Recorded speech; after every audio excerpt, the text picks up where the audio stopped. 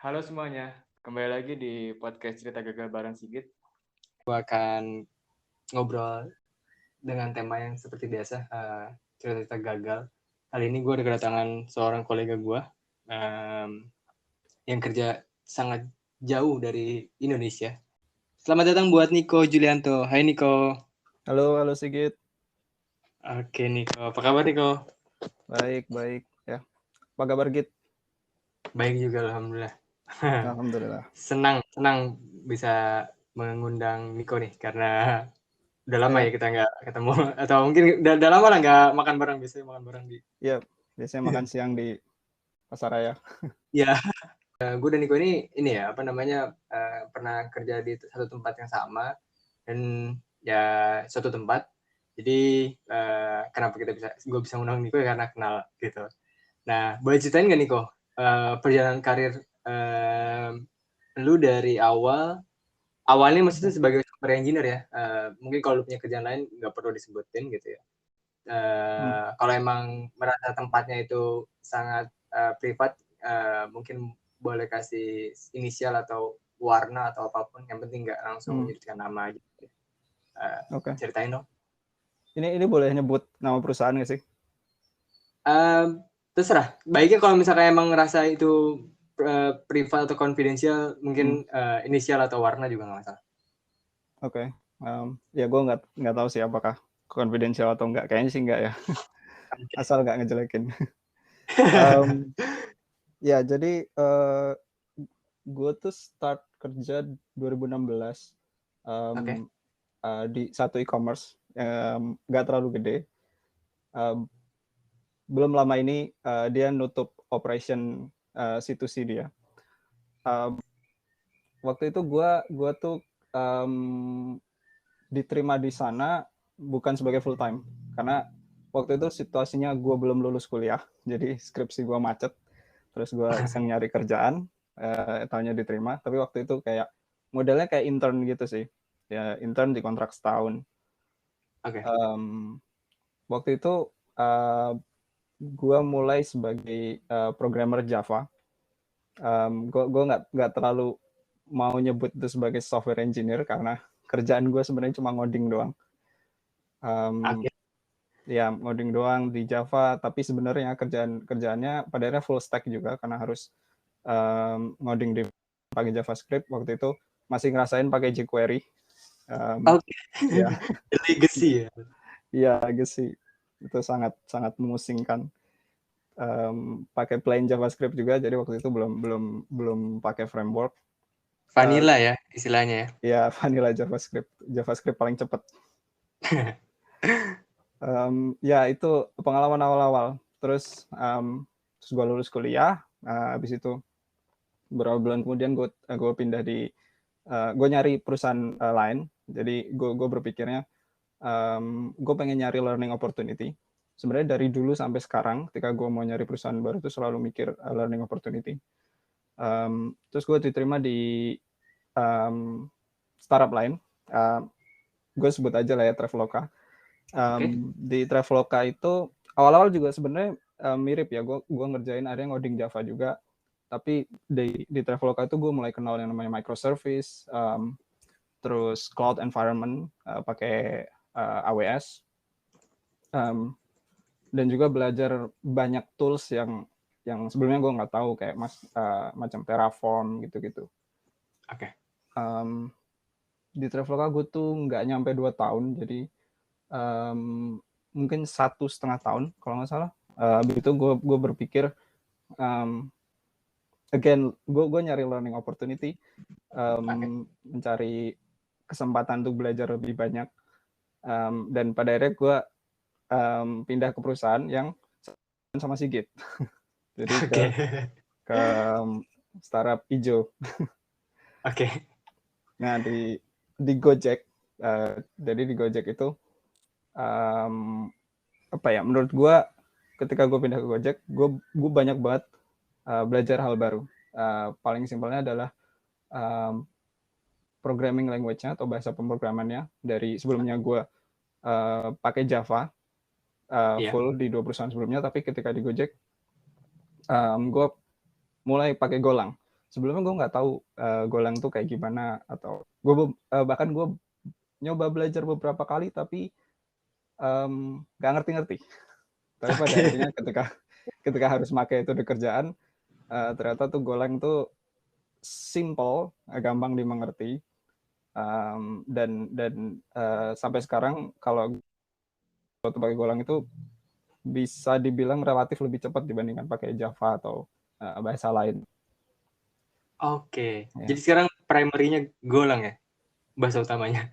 Nah, sebenarnya setelah pindah primary-nya balik lagi ke Java, tapi Oke. first choice-nya tetap Golang, pilihan pertama. Ya nggak apa-apa. Ya.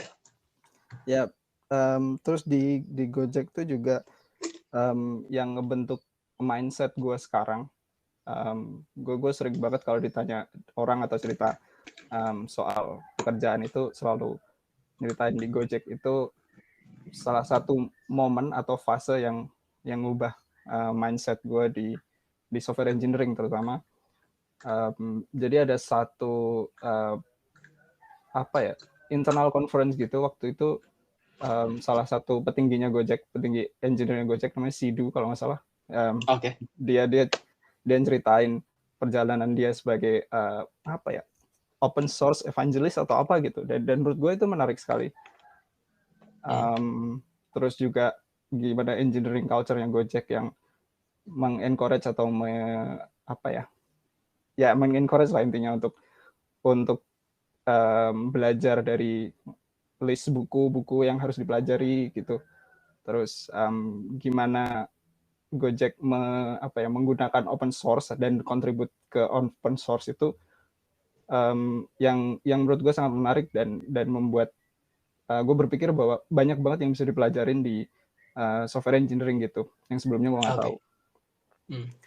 Terus ya sekarang setelah Gojek gue memutuskan untuk hijrah. Sebenarnya udah keinginan dari lama juga pengen nyoba belajar atau kerja di luar negeri. Satu perusahaan di Spain namanya Glovo. Jadi memang ada kesempatan untuk interview di sana dan alhamdulillah keterima. Nah akhirnya ya sekarang udah hampir setahun di Glovo. Oke. Berarti ini sekarang posisi sekarang nih ya di Glovo ini ya? Iya, tapi di Glovo sebenarnya kalau title-nya sih bukan software engineer ya, tapi site reliability engineer. Jadi gue kerja di tim SRE. Tapi SRE itu sebenarnya mix dari multidisiplin kayak sistem engineering, SRE sendiri juga software engineering-nya juga, sorry. Jadi banyak hal lah. Termasuk DevOps tuh masuk ke sana juga atau gimana tuh? Boleh ceritain nggak? Bisa dibilang kayak gitu. Jadi mungkin banyak artikel yang bahas kayak DevOps versus SRE itu apa. Ada satu talk dari dari software engineer di Google atau SRE di Google, dia DevOps sama SRE itu, DevOps itu nge-support pre-production dari life cycle service, kalau SRE itu nge-support post-production-nya. Jadi gimana operations atau tooling segala macam yang dipakai untuk handle post-production insiden atau reliability, observability-nya juga kayak gitu. Oke. Tapi sebenarnya gitu ya? Sorry? Monitoring? Iya, monitoring kayak gitu-gitu. Kalau DevOps mungkin lebih banyak ke CI/CD, tapi juga karena ada terms ops di situ, operation, itu sebenarnya juga agak rancu dibilangnya. Tapi menurut gua pada akhirnya perusahaan tuh punya masing-masing definisi dan mau implementasinya kayak gimana, gue rasa tergantung use case perusahaan itu, dan masing-masing perusahaan tahu lah yang mana yang works untuk mereka. Menarik. Kalau dari sisi lu sendiri kan tadi lu udah nyebutin lu awalnya mungkin bilangnya jadi Java developer, terus habis itu software engineer, terus habis itu jadi site reliability engineer. Berarti lu udah berapa kali tuh role yang berubah selama perjalanan karir? Role mungkin berubah, mungkin 3 role kali ya yang gue alamin. Jadi dari cuma programmer, habis itu software engineer, atau product engineering lah ya, di Oke. ngerjain fitur segala macam. Terus terakhir ini ya di SRE. Jadi ada 3 role lah. Oke, menarik. Dan role terakhir ini sepertinya kalau dari namanya termsnya kayak jarang banget di Indonesia, karena Indonesia lebih familiar dengan DevOps atau kalau mau sistem engineer ya, jarang yang SRE. Iya. Benar nggak sih? Gue inget dulu waktu di Traveloka, pas gue ngobrol-ngobrol sama temen gue gitu, di kita tuh ada SRE gak sih? Terus temen gue bilang, ada tapi cuma 1 orang gitu. Tapi gue waktu itu nggak terlalu tahu juga, maksudnya secara full tuh dia ngapain aja pada waktu itu. Ya, Oke. kurang populer lah. Berarti ini ya udah sempat mengenal nama itu ya di Indonesia, sempat dengar gitu ya? Sempat dengar, tapi nggak nyari tahu lebih lanjut gitu. Menarik. Oke, dari perjalanan karir lu ini dari awal sampai terakhir ini gitu kan ya. Terus kita balik lagi ke awal.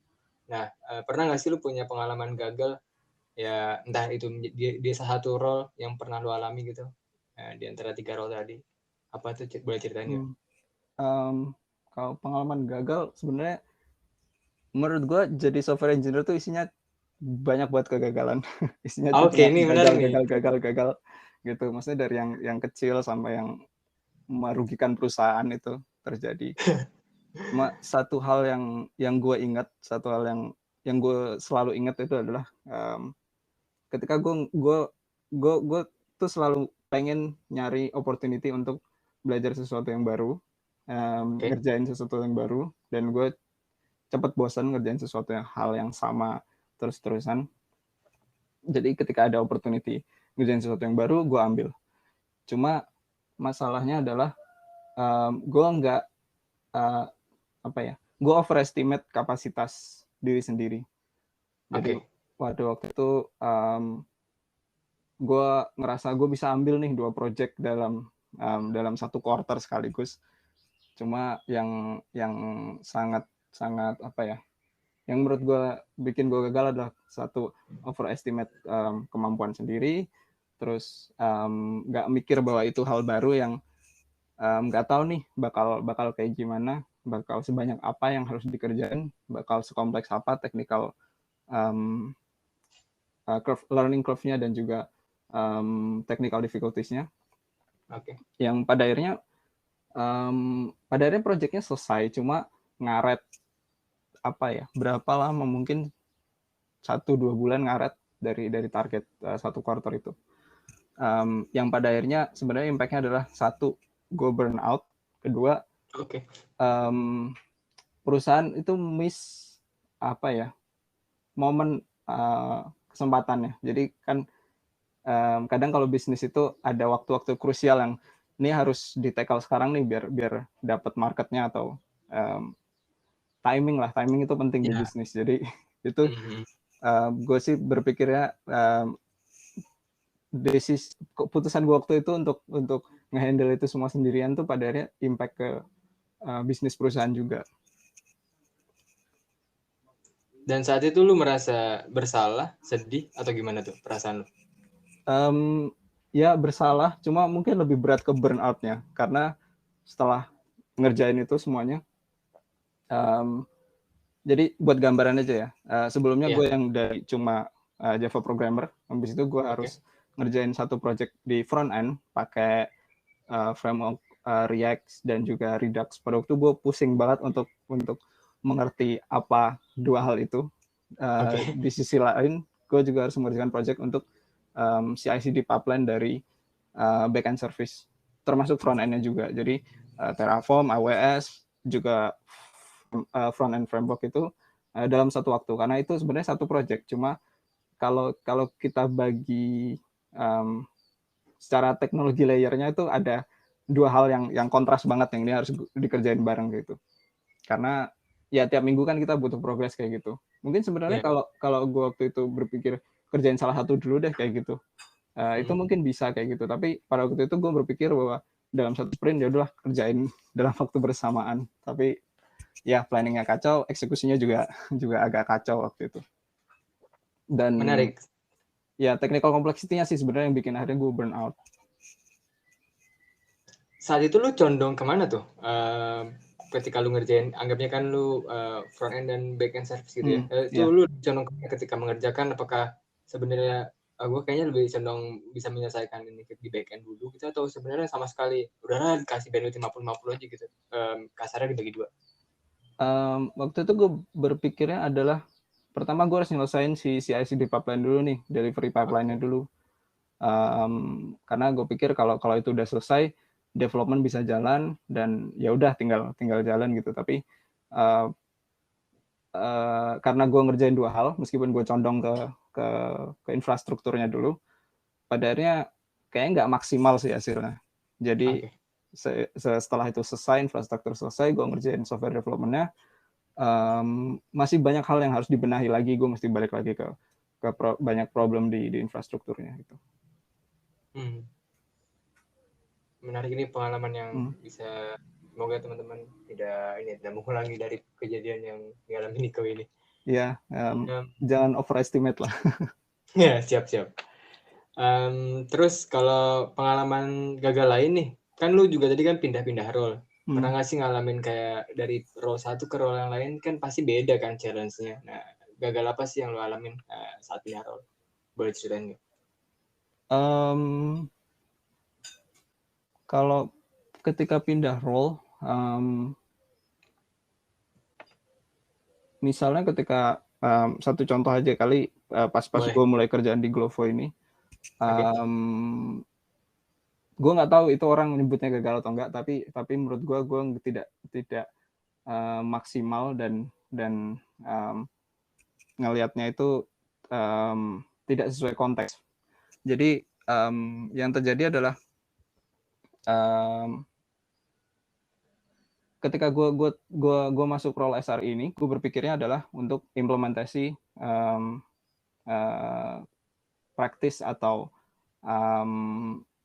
apa-apa aja yang dilakukan site reliability engine, dan kiblatnya mostly dari Google. Jadi ada satu buku namanya SRE Workbook, itu dikeluarin sama Google. Jadi gue belajar dan patokannya semuanya di situ. Tapi ketika gue pindah role di SRE di Glovo itu, yang gue lihat sebenarnya adalah si SRE team ini lagi baru aja dibentuk. Jadi gue masuk bulan Januari, sebenarnya beberapa minggu sebelumnya itu tim infrastruktur itu baru dipecah. Jadi ada SRE, ada storage, dan beberapa spesifik infrastruktur lah. Nah, yang menurut gue yang gue lakukan tidak sesuai konteks adalah gue berusaha membawa semua praktis dari SRE ini, sementara timnya baru jadi bentuk, roles sama scope-nya itu bahkan belum jelas di dalam perusahaannya. Maksudnya ini masih baru, masih kita ngelihat kebutuhan dari perusahaannya kayak gimana, karena pada akhirnya SRE kan harus, atau infra tim itu menyediakan atau develop sesuatu berdasarkan kebutuhan dari produk engineering-nya. Itu juga yang baru-baru ini gue pelajarin, bahwa tiap perusahaan itu SRE di tiap perusahaan itu beda. Jadi sesuai kebutuhan dan konteks perusahaan. Nah, gue ngerasa gue menghabiskan waktu beberapa minggu untuk kayak ngedraft dokumen, terus experimenting beberapa tooling yang bisa dipakai, tapi tim gue sendiri tuh bahkan belum align bahwa kita harus ngerjain ini. Pada waktu itu kita udah di tim SRE sendiri udah banyak hal yang harus yang dikerjain, yang ongoing, tapi masih tightly related. Belum secara independen tuh belum benar-benar ngerjain semuanya sesuai SRE yang ada di industri gitu. Jadi ya itu salah satu hal yang menurut gue, apa ya, gue nggak tahu gagal atau enggak, tapi nggak maksimal aja dalam gue mengerjakan sesuatu berdasarkan role gue gitu. Apakah dari hal itu lu merasa sebenarnya tuh ya udahlah gue jadi deal dengan diri gue sendiri dan gue cocok aja lanjut, karena kan ada kondisi ketika ekspektasi dan harapan nggak sesuai, jadi kayak gue kayaknya nggak cocok di sini, ya udahlah gue cabut gitu. Kalau dari lu sendiri saat itu apa untuk menentukan gue tetap aja lah di sini? Sebenarnya yang gue lihat pada akhirnya bukan berarti hal yang gue mau tidak bisa diimplementasikan di sini, cuma waktunya belum tepat aja. Dan dengan gue ngobrol sama beberapa teman gue, ngobrol sama manajer gue juga, kita tuh pengen jalan ke direction yang sesuai keinginan gue. Tapi Oke. kita masih berusaha ngebentuk itu, karena SRE itu bukan cuma soal tools atau software yang dipakai, tapi juga cultural changes kalau yang gue lihat. Jadi memang introduce cultural changes itu agak susah di organisasi, apalagi organisasinya yang udah cukup gede. Glovo mungkin nggak segede Gojek sih, tapi ratusan engineer itu kan agak susah untuk di ini ya, untuk align di satu cultural yang baru gitu. Jadi memang butuh waktu, dan gue sendiri ngelihatnya oke, ada opportunity untuk itu. Jadi ya pertama gue sih happy atau ya senang lah di kerja di situ. Yang kedua ya gue ngerasa masih banyak growth opportunity, hal-hal yang gue pengen nih yang sesuai dengan keinginan gue bisa diimplementasikan di situ. Oke. Oh iya, contohnya cultural changes itu apa ya? Apakah seperti apalah? Gue juga nggak kebayang untuk dilakuin dalam organisasi. Salah satu contoh kalau yang gue pelajarin di SRE Workbook itu adalah implementasi SLO. Lo pernah dengar nggak Service Level Objective? Ada, pernah dengar, cuman mungkin lo bisa jelasin biar teman-teman lebih. Jadi Service Level Objective itu apa ya, garanti, atau sebenarnya mirip SLA kalau lo pernah dengar Service Level Agreement. Ya, ada SLA dan itu nggak salah deh. Ya, SLO, SLA, ada SLI juga. Ya, benar. Jadi SLO sendiri itu adalah garansi atau jaminan yang kita kasih sebagai service owner kepada customer atau user, seberapa reliable fitur atau software atau service yang kita bikin. Jadi misalnya lo punya order service, terus indikatornya atau SLA-nya adalah success rate dari order itu katakanlah dalam span waktu 7 hari itu katakanlah 99%. Jadi kita garanti SLI-nya atau indikatornya adalah success rate dari order. Jadi berapa banyak order yang bisa di-create. SLO-nya, objektifnya adalah si percentage tadi yang gue bilang 99% misalnya. Jadi kita garanti ke user atau customer bahwa 99% order dalam span waktu tertentu, misalnya 7 hari atau 3 hari, itu 30 hari itu berhasil. Jadi yang si 1% itu bukan berarti bahwa 1% itu pasti gagal. Cuma apa ya, disebutnya error budget. Jadi error budget itu adalah budget yang bisa dipakai oleh engineer untuk misalnya bereksperimen, atau kayak kalau ada downtime, ada insiden atau failure kayak gitu, maksimum yang dijamin sama si service owner-nya itu adalah 1%. Jadi si SLO ini targetnya adalah gimana kita ngejamin reliability dari user perspektif. Jadi kalau misalnya terutama backend engineer ya, selalu patokannya adalah monitoring, kayak alert resource, misalnya CPU, high CPU atau memory, terus low disk segala macam gitu. Terus juga monitoring related sama kayak application metrics, kayak threshold order gagal segala macam kayak gitu. Kita ngelihatnya dari sisi sistem, sementara si SLO ini adalah ngelihat dari sisi customer. Nah, impact-nya apa? Impact-nya dengan kita punya error budget gitu, kita bisa bebas bereksperimen, karena si SLO ini sebenarnya bukan cuma bukan cuma developer atau service owner yang tahu, tapi SLO ini juga harus disetujui sama kayak level manajemen gitu. Jadi ya lu mungkin tahu lah, kadang manajemen tuh ngelihat banyak masalah atau error itu kadang bikin mereka anxious, bikin mereka mikir bisnisnya nggak jalan atau bikin rugi. Nah, SLO ini untuk apa ya, ngasih ruang buat developer untuk ya soal ada downtime, soal mereka kalau mau eksperimen yang bisa berimbas ke kayak gitu, dan tetap ngasih kepastian untuk customer, untuk manajemen juga bahwa ini bakal selalu under control di threshold yang tadi udah di set di SLO itu. Nah, terus cultural changes-nya adalah pada akhirnya kita nggak rely lagi ke monitoring yang tradisional, tapi kita rely sama SLO. Jadi katakanlah lu cuma dapat alert atau pager duty ketika SLO-nya tuh breach. Jadi selama ketika ada error, tapi error itu tidak melebihi threshold dari SLO itu, lo nggak akan dapat pager duty alert misalnya. Nah, hal-hal kayak gitu tuh bahkan yang selain itu juga yang kayak gimana align untuk bisa align sama manajemen, juga sama operation team atau sama kayak tim lain yang pakai service lo di sama organisasi, atau juga eksternal apa ya, eksternal party yang pakai API gitu misalnya juga. Open Nah, API lah ya, gitu ya kalau keluar. Nah, untuk align semua itu tuh menurut gue itu adalah disebutnya bukan di buku itu adalah cultural changes yang apa ya, yang banyak challenge-nya lah untuk bisa align.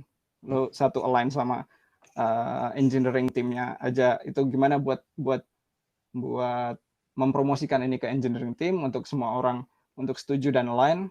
Habis itu lo juga harus propose itu ke manajemen misalnya, kayak jadi kita nggak ngelihat berapa banyak failure atau apa, tapi patokannya adalah ini SLO ini.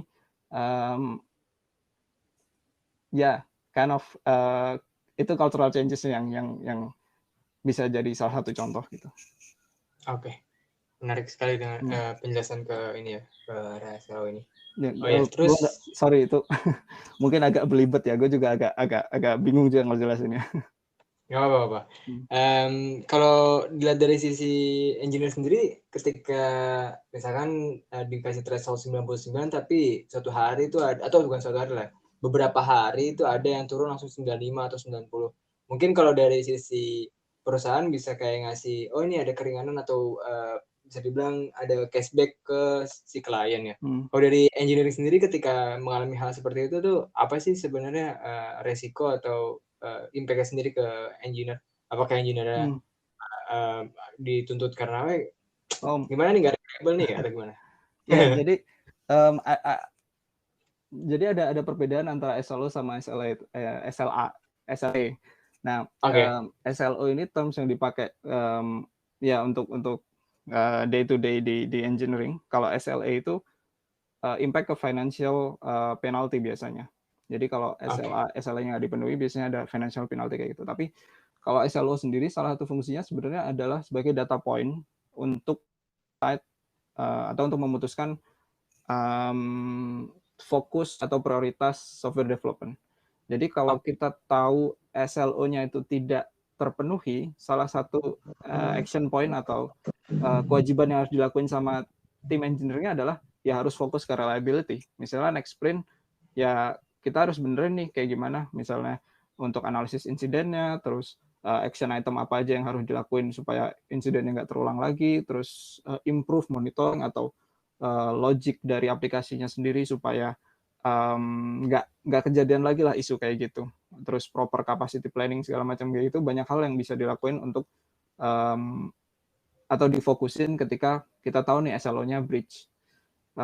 Tapi kalau objektifnya terpenuhi, atau misalnya kayak selalu nih bisa dapat 100%, si error budget itu bisa dipakai sama developer misalnya untuk deliver feature lebih cepat, atau deliver feature dengan experimentation, atau mungkin juga eksperimen dengan teknologi atau tools baru yang apa ya, yang katakanlah nggak 100% yakin ini bakal production ready kayak gitu. Jadi lebih ke data point yang bisa dipakai untuk decide prioritas. Tapi Kalau yang gue baca juga sebenarnya SLO ini bukan sesuatu yang harus strict harus diikutin. Maksudnya itu balik lagi ke perusahaannya atau ke tiap tim gimana mau memutuskan pakai SLO itu. Tapi salah satu contoh yang bisa dimanfaatkan tuh kayak gitu. Menarik. Jadi jelas sih sekarang gue, kirain gue tuh ada impact ke secara finansial, tapi ternyata lebih ke mindfulness dari si engineering-nya kan untuk apakah hotfix atau production support atau dia fokus feature, bikin fitur baru gitu. Iya, kadang kan si software engineer sama katakanlah product team atau project manager gitu kan suka sering tarik-tarikan kan. Ini kita harus prioritasin fitur nih, tapi ini misalnya dari infra team minta ini harus dibenerin dulu nih. Kalau kita harus spare waktu untuk migrasi ke tools apa misalnya kayak gitu, tapi tarik-tarikan lah sama product manager kayak gitu. Nah, itu bisa jadi measurement atau data point untuk support decision kayak gitu. Oke. Kita balik lagi ya, Niko, ke cerita gagal lagi. Tadi udah cerita gagal mungkin ketika perpindahan atau transisi ke SRE atau Site Reliability Engineer. Terus pernah nggak sih gagal juga pas interview nih, Niko? Jadi kalau misalnya punya, boleh ceritain. Atau kalau misalnya pernah punya di company X, terus case tentang X tapi nggak kejawab, boleh ceritain jadi biar teman-teman tahu apa sih sebenarnya interview yang susah itu. Gitu. Interview gagal tuh sebenarnya banyak banget sih gue. Oke, seru. Dari yang pertama awal-awal dulu gue interview itu pertama sebenarnya gue coba interview itu gue nggak tahu apa yang di-expect dari interview pertama itu. Salah satu contohnya yang bisa gue ceritain adalah tahun lalu. Jadi ketika gue masih di Gojek, gue tuh interview sama satu perusahaan di Jepang namanya Mercari. Oke. Role yang di-expect sama Mercari itu adalah senior software engineer. Jadi ada beberapa step. Sebelum ke interviewnya sendiri itu gagalnya kayak gimana, gue mau sharing kali ya. Jadi kalau interview itu gue ketika di Gojek gue nginterview beberapa kali nginterview software engineer untuk role di tim gue, tapi yang gue lihat tuh kebanyakan kalau kandidat yang dari Indo itu mereka nggak terlalu familiar dengan proses interview, itu satu. Jadi kalau secara umum proses interview itu ada yang algoritma data structure, itu yang kayak orang sering bilang coding interview atau yang kayak HackerRank kayak gitu, itu satu lumayan umum. Terus kedua itu sistem design. Terus ada lagi yang low level system design, itu yang kayak lo gimana ngedesain kelas programming kayak gitu, tapi itu jarang banget. Cuma yang dua yang umum banget tuh algoritma sama sistem design. Nah, dua hal ini yang gue masih ngeliat dulu, gue nggak tahu sekarang ya. Dulu masih banyak kandidat dari Indo yang nggak familiar dengan proses itu. Gue bandinginnya gampang. Jadi waktu itu gue juga interview kandidat dari India dan mereka tuh well versed banget dengan semua step interview yang umum dilakukan di perusahaan teknologi gitu. Jadi emang kelihatan banget bedanya. Nah, balik lagi ke Mercari tadi. Jadi di interview Mercari itu kalau nggak salah 3 atau 4 step gitu. Jadi yang pertama DSA, terus ada 2 interview soal sistem design. Itu ketiga itu gue lancar. Tapi yang terakhir ketika interview sama director of engineering, semua yang dibahas itu adalah soal seniority atau senior role. Pertama, gue belum pernah dapat secara jabatan tuh belum pernah ada di senior software engineer gitu. Kedua juga secara pengalaman, gue belum banyak ngelakuin senior role. Jadi selama gue kerja itu kebanyakan yang lebih junior dari gue di dalam tim tuh paling banyak tuh cuma 1 orang. Jadi dan gue nggak banyak interaksi dengan dia, gue nggak banyak nurturing si junior engineer di tim gue karena seringnya tuh project yang kita kerjain beda, terus dia juga lebih banyak di-involve ke engineer yang lebih senior dari gue. Jadi secara opportunity atau secara pengalaman juga gue sebelum belum punya gitu. Nah, ketika interview sama direkturnya itu kebanyakan gue ngeblank terus menerka-nerka, ini kira-kira jawabannya kalau gue harus di posisi itu gue harus jawab kayak gini. Dan ya terutama ketika ditanya gimana pengalaman lo nurturing junior engineer, gue bilang ya gue nggak ada pengalaman. Nah, itu satu hal yang gue gagal adalah gue nggak paham apa yang di-expect dari role si senior software engineer itu. Oke. Jadi bukan sekedar ini doang ya, kalau senior gaji gede, bukan kayak gitu, tapi lebih kayak kewajibannya atau hari-harinya ngapain sih senior itu gitu ya? Iya. Terus ya gue ingat satu hal juga yang dibilang sama salah satu manajer ketika di Gojek itu, waktu itu gue apa ya nanya kayak senior engineer itu harusnya kayak gimana sih? Tapi itu jauh sebelum gue interview sama Mercari sih sebenarnya. Jadi gue juga lupa konteksnya apa itu. Terus dia bilang sebenarnya senior engineer itu lebih ke gimana lu deliver produk kayak gitu.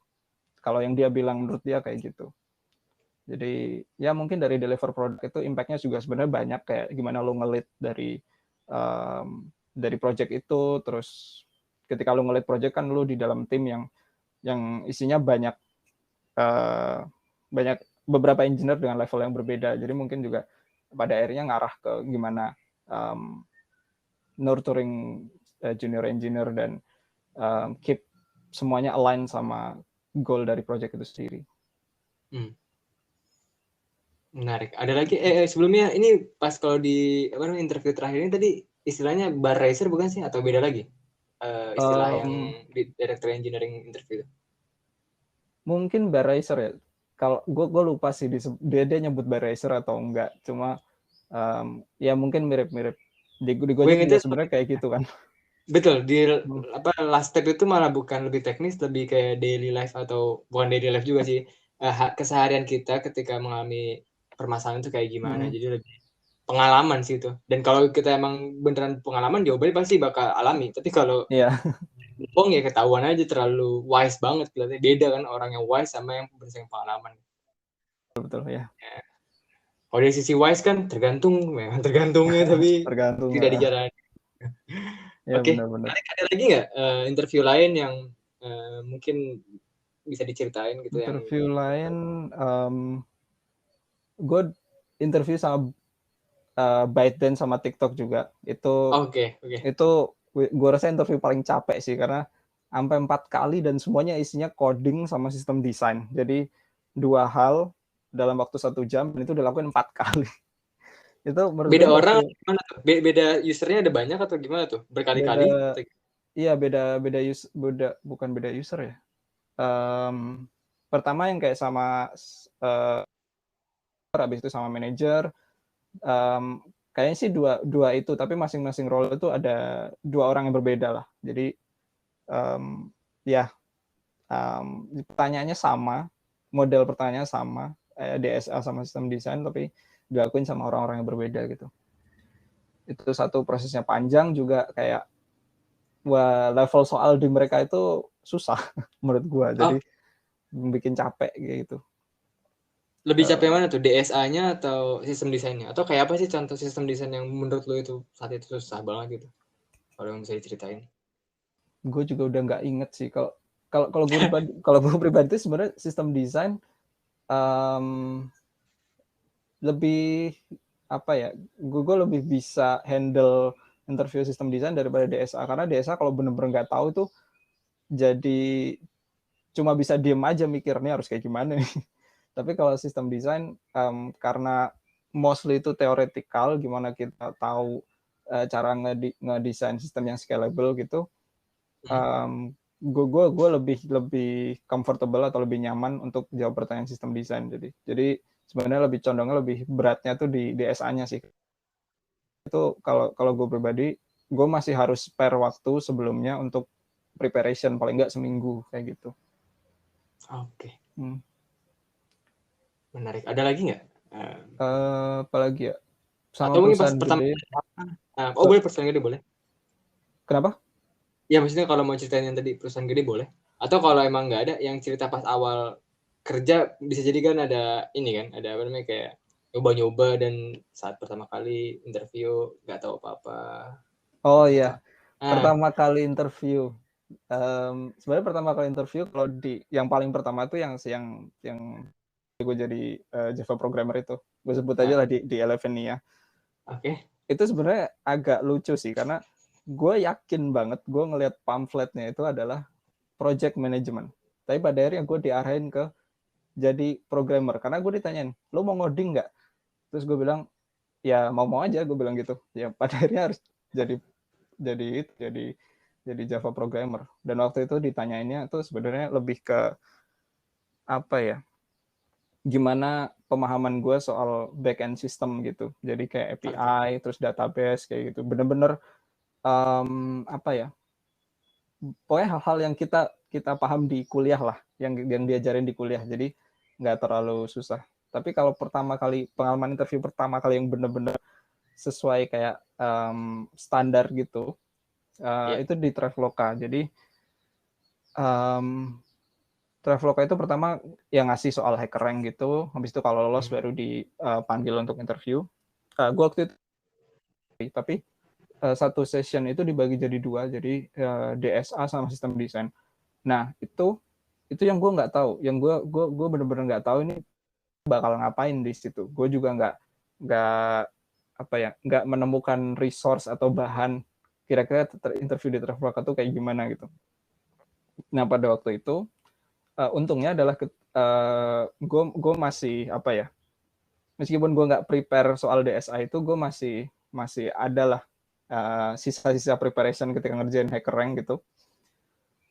Ketika tahu session pertamanya DSA dikasih soal whiteboard gitu, ya udahlah, untungnya bisa ngerjain. Nah yang kedua itu gue nggak tahu itu namanya sistem desain, jadi gue disuruh ngedesain chat system.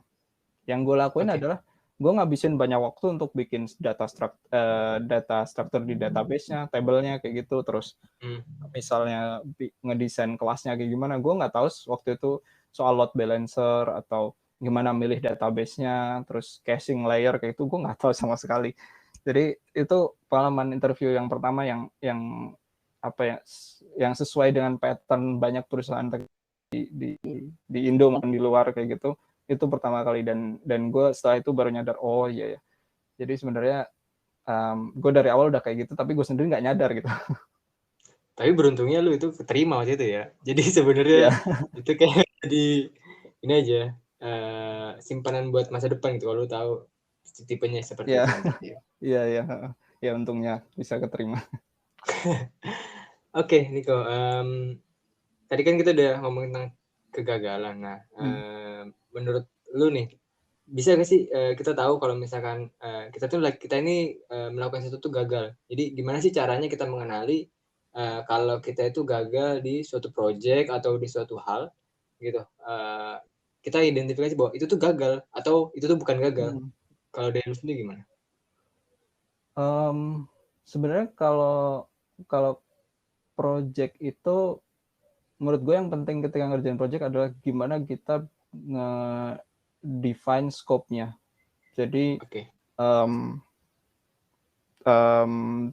apa ya, yang paling penting itu adalah scope tuh jangan terlalu gede. Jadi scope itu adalah gimana kita mendefinisikan problem statement-nya. Jadi kita mau ngerjain project ini untuk solve problem apa sih gitu. Jadi semakin kecil problem statement-nya, semakin jelas dan semakin terukur gimana kita bakal develop atau research atau apapun itu untuk menyelesaikan masalah itu. Terus apakah juga problem statement-nya kita menjawab kebutuhan dari user, itu juga kita harus tahu tuh dari situ. Terus juga dengan scope yang semakin kecil, itu juga bisa bikin delivery-nya lebih cepat, karena practice yang sangat umum sekarang tuh namanya agile dengan rapid iterasi yang cepat kayak gitu. Itu tuh penting banget. Jadi jangan sampai yang namanya kayak deliver project dengan scope yang terlalu besar pada satu waktu, karena resikonya adalah kita ketika udah production kita bisa encounter atau dapat problem atau issue atau banyak error yang jadi pada waktu yang bersamaan, dan itu bakal susah juga untuk solvingnya. Tapi kalau kita delivernya itu iteratif dalam skop yang lebih kecil, itu isunya bisa lebih di isolate, dan skopnya bisa lebih kecil kayak gitu. Karena satu hal di software engineering itu, failure is inevitable. Itu pasti namanya gagal dan masalah, isu itu selalu ada kalau di software engineering. Pasti ada jalan nggak? Pasti ada jalan. Dan pasti banyak masalah, pasti banyak juga untuk solving problemnya. Oke. Terus Menurut apa lagi ya? lanjutin. Oh ya, tadi pertanyaannya gimana kalau ngeliat project gagal ya? Ya paling itu sih. Kalau mungkin lebih untuk preventifnya kali ya, untuk kecil kayak gitu. Tapi kalau nge-detect atau tahu kalau project ini udah arahnya ke gagal tuh, mungkin yang kayak kita nggak make progress. Jadi kita lihat kayak tiap minggu nggak ada progress atau gimana kayak gitu, terus kita susah untuk fokus pada satu hal. Itu sebenarnya udah, kalau buat gue itu adalah sign bahwa kita buang-buang waktu dan nggak mengerjakan project itu secara efektif kayak gitu.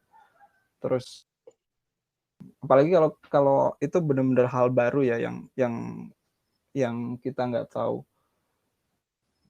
Terus kalau kayak gitu jangan dikerjain sendiri. Kalau bisa at least punya satu orang yang bisa jadi teman untuk brainstorm atau ngobrolin ini gimana sih untuk fokus misalnya develop sesuatu yang baru yang benar-benar kita nggak tahu. Terus nanya itu juga penting, nanya ke orang yang punya pengalaman lebih di bidang itu, nanya ke orang yang udah pernah ngerjain itu. Jadi jangan sampai kita ngabisin waktu terlalu banyak untuk berusaha solving isu itu sendiri. Itu sebenarnya masalah gue. Salah satu habit buruk gue adalah gue berusaha sesuatu itu sendiri, yang akhirnya itu bikin gue sendiri burn out dan ya nggak efisien lah untuk deliver sesuatu. Oke. Ada lagi? Apa lagi ya? Paling itu aja sih. Yang jelas kita bisa tahu gimana progres dari suatu project atau fitur yang kita bikin itu, ada nggak sih progresnya tiap minggu kayak gitu. Karena mungkin ada faktor-faktor eksternal juga, nggak melulu internal. Tapi kalau kita ngeliat nggak ada faktor eksternal tapi project ini nggak jalan, berarti memang ada sesuatu yang salah, entah problem statement-nya nggak clear atau skopnya terlalu gede, atau ya kita nggak menghabiskan waktu secara efisien untuk making progress di project itu. Oke. Ke pertanyaan selanjutnya, kalau misalkan di masa depan kita kan nggak tahu nih, kita nggak bisa prediksi ada gagal apa di depan. Kalau dari lu sendiri, tipsnya gimana sih buat menghadapi kegagalan yang kita nggak tahu di depan itu ada apa gitu? Tipsnya yang pertama adalah terima kegagalan itu. Oke. Karena ya tadi resiko untuk gagal dalam sesuatu itu pasti selalu ada. Yang namanya manusia kan banyak ya, namanya manusia yang tempatnya human error ya. Ya. Tapi selalu kalau kita ngelihat kegagalan itu, coba untuk lihat dari sisi bukan blaming atau nyari tahu ini kesalahan siapa, tapi fokus untuk gimana kita untuk solve kegagalan itu atau mitigate atau mitigate itu bahasa Indonesianya apa ya, gue lupa. Mitigasi sih, bahasa Indonesia paling gampang mitigasi. Ya, untuk mitigasi kegagalan itu. Jadi paling enggak meminimalisir impact buruk dari yang terjadi, dari kegagalan yang terjadi. Setelah itu ketika kayak situasinya udah lebih kalem gitu, kita bisa untuk planning untuk bisa avoid atau preventif supaya itu nggak terjadi lagi atau meminimalisir risiko lain.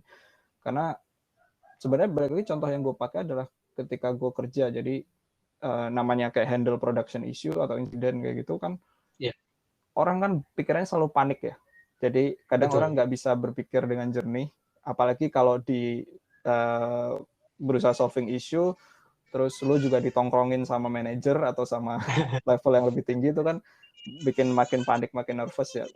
Jadi sebenarnya fokusnya adalah ketika kegagalan terjadi, coba untuk meminimalisir resikonya dulu, untuk mitigasinya dulu. Baru setelah itu dengan pikiran yang lebih jernih untuk nyoba ya tadi yang gue bilang soal gimana caranya untuk preventif untuk supaya itu nggak terjadi lagi. Oke, Gitu. menarik. Sangat berguna sekali ini tipsnya. Gagal itu sesuatu yang nggak bisa kita kira aja. Jadi selalu siapin mental dan energi untuk menghadapin itu aja. Oke, siap. Great nih, bagus sekali saran dan tipsnya. The last question atau pertanyaan terakhir untuk menutup sesi. Dream job versi Niko ini lu pengen jadi apa sih? Atau lu pengen raih role apa sih? Saat ini udah tercapai atau belum? Atau masih dalam progres?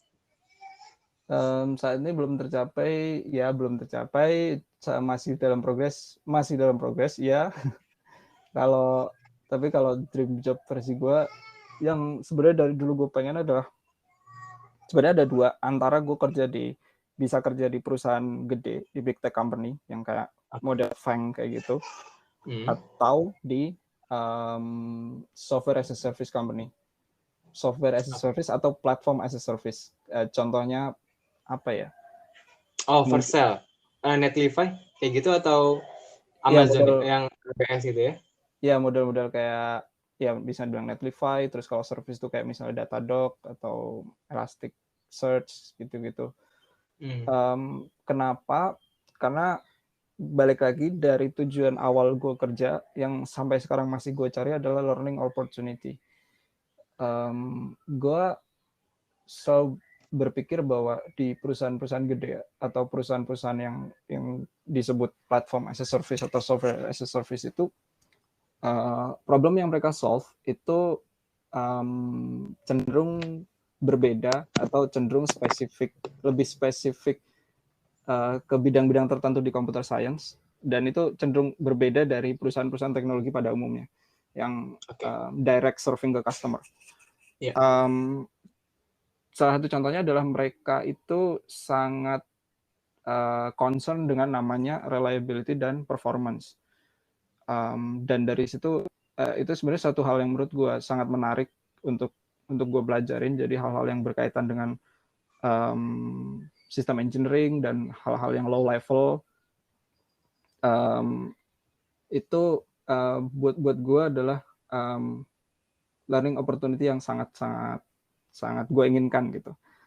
Karena ya gue bisa belajar dari buku atau dari kursus atau apa, tapi namanya hands on kerja langsung itu berbeda sih. Jadi selain ngelihat gimana implementasinya secara langsung, gue juga ngerjain secara langsung, gue juga bisa ketemu sama orang-orang yang punya skill hebat di bidang-bidang spesifik tersebut.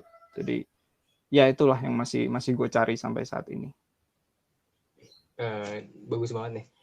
Ya semoga lekas tercapai. Ini kalau gue ngeliatnya sih karena ini orang-orang yang ada di PAS ini ya emang pasti bakal haus inovasi kelihatannya. Dari dulu kan kita cuma tahu database cuma MySQL gitu ya. Tapi kalau sekarang mau model apa aja namanya udah baru lagi gitu. Jadi kayak udah banyak banget, malah udah bukan Postgres lagi gitu orang pakai sekarang by default, tapi udah pakai yang lain. Iya, benar banget. Emang jadi emang mungkin kalau nyari learning curve ya salah satunya ke sana ya. Oke. Ya. Gue kira sih itu yang bisa kita share di episode kali ini. Gue ucapin terima kasih ke Niko atas waktunya. Sigit, thank you udah di invite untuk ngobrol. Ya, sama-sama. Gue pertemuan podcast kali ini. Terima kasih buat teman-teman. Jangan lupa untuk di-share, dibagikan ke yang lain, dan juga di-subscribe. Terima kasih. Sekian. Sampai jumpa.